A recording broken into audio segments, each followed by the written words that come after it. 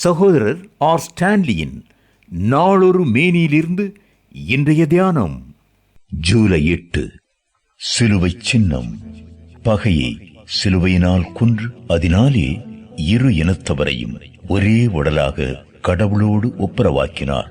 எபேசியர் 2:16. கிறிஸ்தவ சபை பிரிவுகளும் ஊழிய சங்கங்களும் ஐக்கியம் அனுபவிக்க வேண்டிய அவசியம் பற்றியும் வழிமுறைகள் பற்றியும் சிந்தித்து வருகிறோம். இந்த தொடர் தியானத்தின் கடைசி நாளான இன்று இன்னும் 2 வழிமுறைகளை தியானிப்போம். சிலுவையை மையமாய் கொள்ளுவோம்.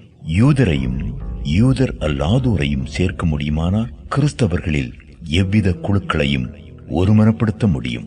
யூதர் அல்லாது தங்கள் அயலகத்தாரை நாய்கள் என்று யூதர்கள் கூப்பிடும் அளவிற்கு இவ்விரு வகுப்பினருக்கும் இடையே பகைமை இருந்தது.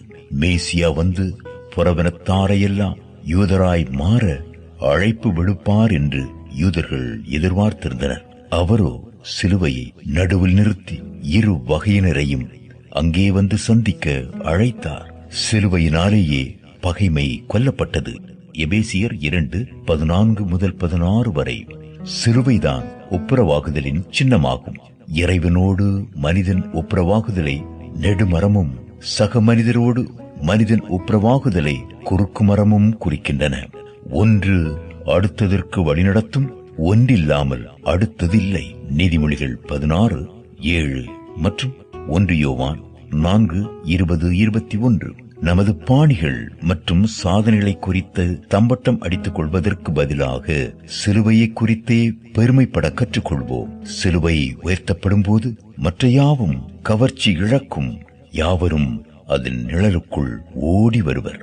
உயிர் மீட்சிக்காய் ஜெபிப்போம். உலர்ந்த எலும்புகளின் தரிசனத்தில் விளக்கப்பட்டுள்ள எழுப்புதலின் விளைவு அவைகள் பெருத்த சேனையாய் மாறிவிட்டன என்பது மட்டுமல்ல, யூதா மற்றும் அவனைச் சேர்ந்தோரும் யோசேப்பு மற்றும் அவனைச் சேர்ந்தோருமான இரு கோல்களை ஒரே கோலாக்கும் அற்புதத்தை தேவன் செய்தார். அவர்களை ஒரே இனத்தவராக்குவேன். ஒரே ராஜா அவர்கள் எல்லாருக்கும் ராஜாவாக இருப்பார்.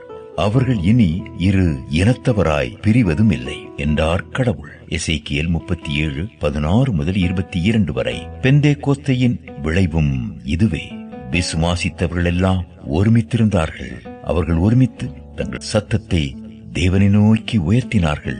விசுவாசிகளாகிய திரள் கூட்டத்தார் ஒரே இருதயமும் ஒரே மனமும் உள்ளவர்களாயிருந்தார்கள். அப்போஸ்தலர் நடபடிகள் 2:44, 4:24-32. பரிசுத்த ஆவியானவர் அன்பினாவியானவர். அவரது கனிகளாகிய சமாதானம், பொறுமை, தயவு, நற்குணம், நம்பகம், சாந்தம் ஆகியவற்றின் மூலம் இறைமக்கள் ஒருமனமாய் வாழ அவர் உதவுகிறார். கலாத்தியர் 5:22-23. ஆண்டவர் அன்பின் ஆழம் நீளம் அன்பின் அகலம் உயரம் கண்டேன். இயேசு பக்தருடன் சேர்ந்துணர்ந்தேன். இன்றதை பாடிடுவேன். சகோதரி சாரா நவரோஜ்.